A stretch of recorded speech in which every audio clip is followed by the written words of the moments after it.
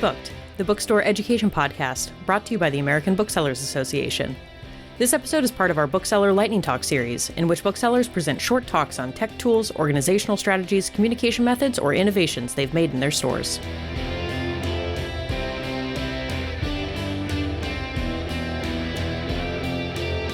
Hi, everyone. Nice to spend the time with the bookstore community.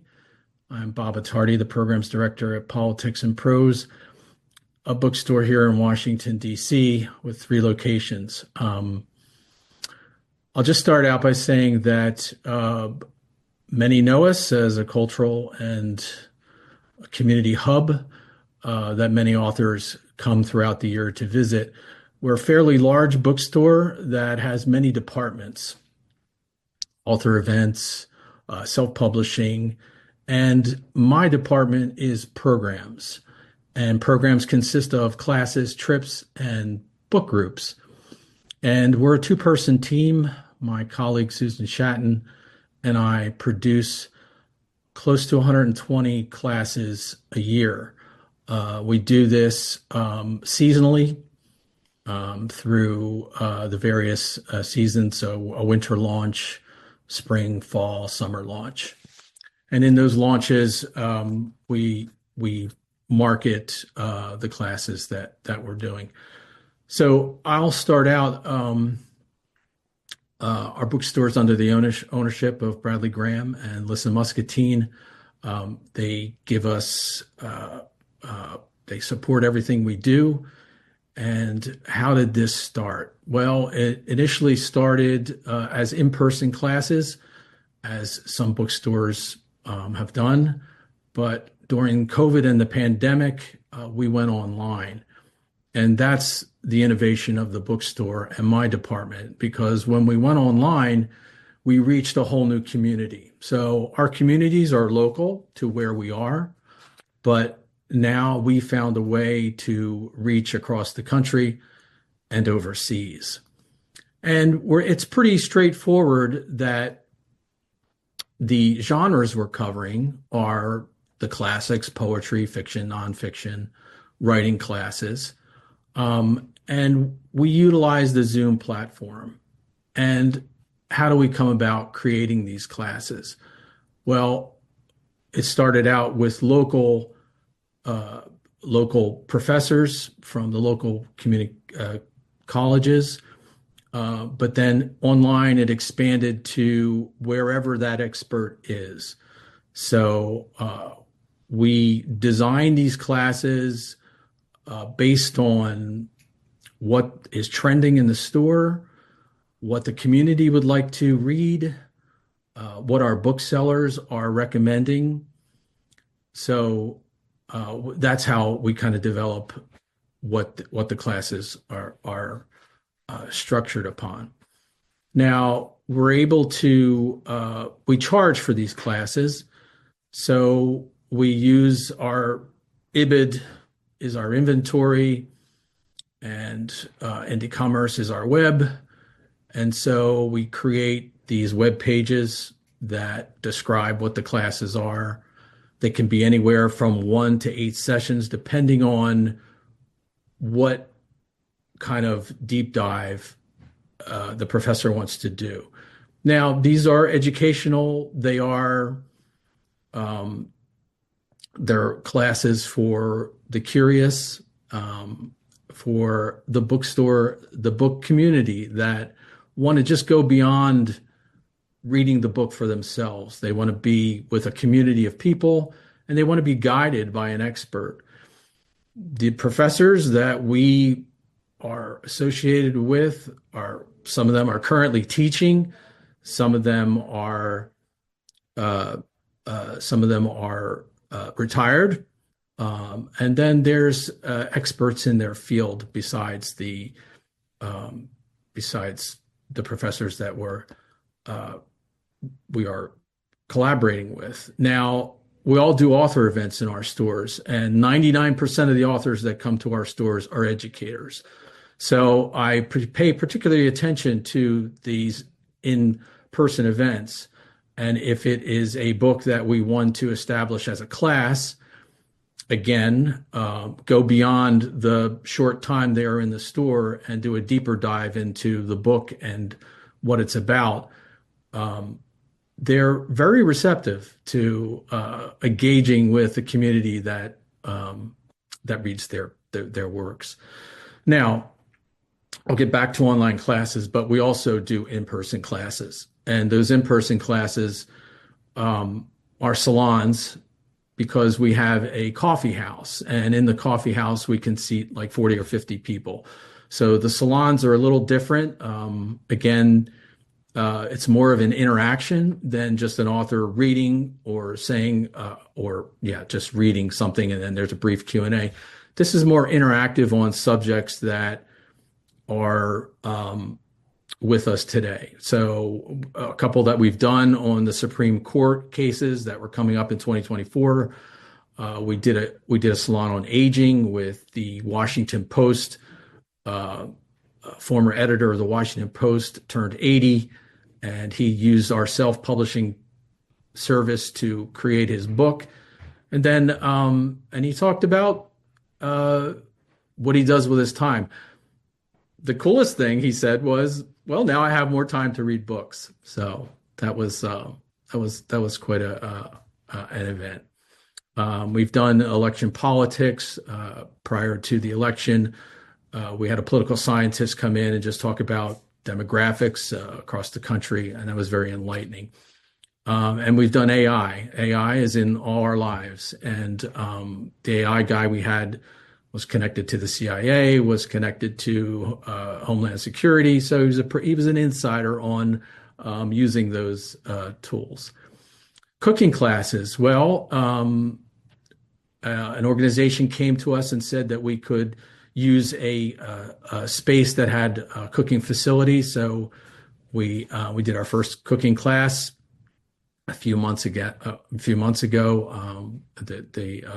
The author baked some babka, and we're continue to do that with another one.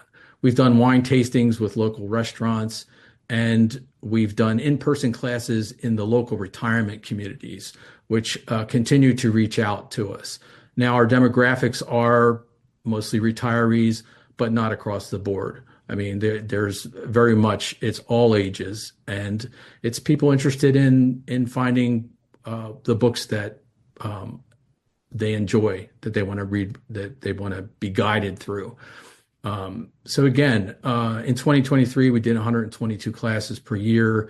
It just keeps growing. The number of people that have registered for the classes is about 2,000. The class structure, it can be anywhere from lecture to seminar. It's interactive Q&A. A lot of times, if the instructor is using an author's book, we reach out to that author to be part of the class. They're more than happy to come in and do 15 minutes Q&A. So a front row seat to an author who loves to discuss their books. We utilize the Zoom functions, chat. The people that sign up for these classes have email access to the instructor, and the instructors present an illustrated PowerPoint that they then send a lot of times to the class. Some of the infrastructure that we use, we do use our IBID inventory. We also use Eventbrite, especially for the salons. The website, we create the landing pages. Obviously, there's a Zoom license involved.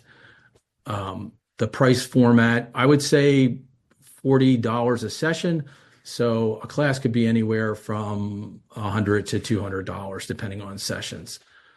We gather the sign-up information. It's another way for a bookstore to bundle books with the class so you can sell more books. And we provide the tech support like Preethi's doing here. We're in the background for our classes. So it's a lot of hands-on work there. We also do walking tours, and we have very famous neighborhoods here. So we utilize local architects to do history walks.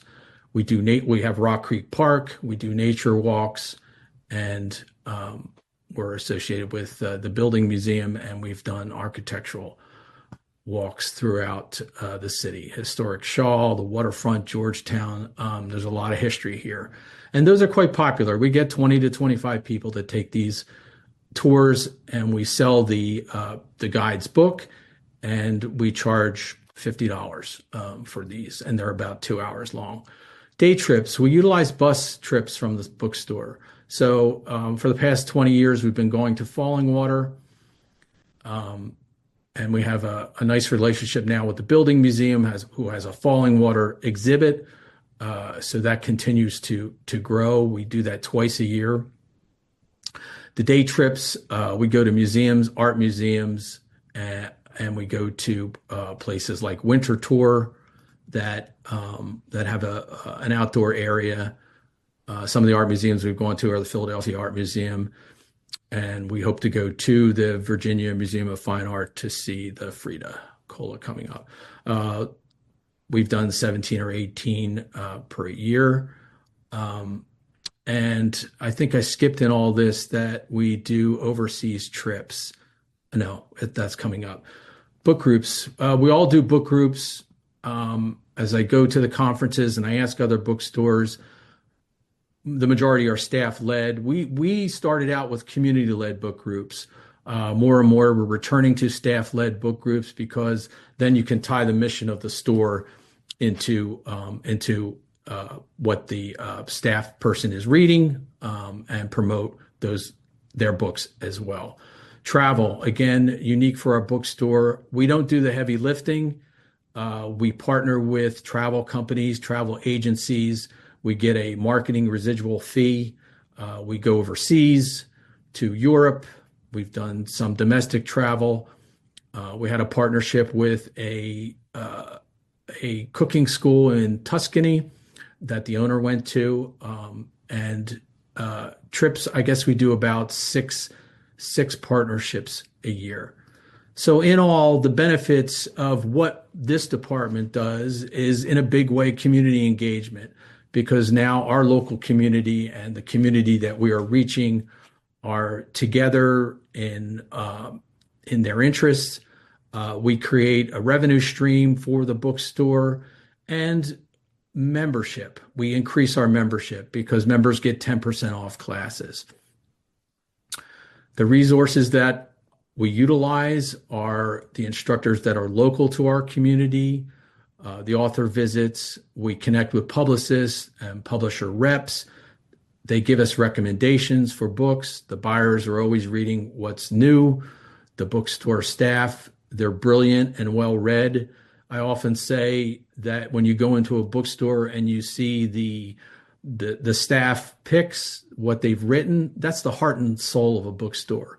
And I lean on our staff very much for ideas about classes. We connect with the local libraries, the nature centers, the retirement communities, and restaurants. And because we're in Washington, D.C., our partnerships are strong with the other cultural institutions, the embassies, and theaters.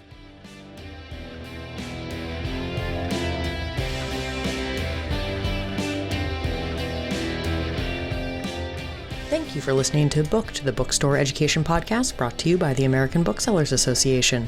Don't forget to subscribe to the show on your favorite podcast app. Additional educational resources can always be found on the ABA website at www.bookweb.org. Happy reading!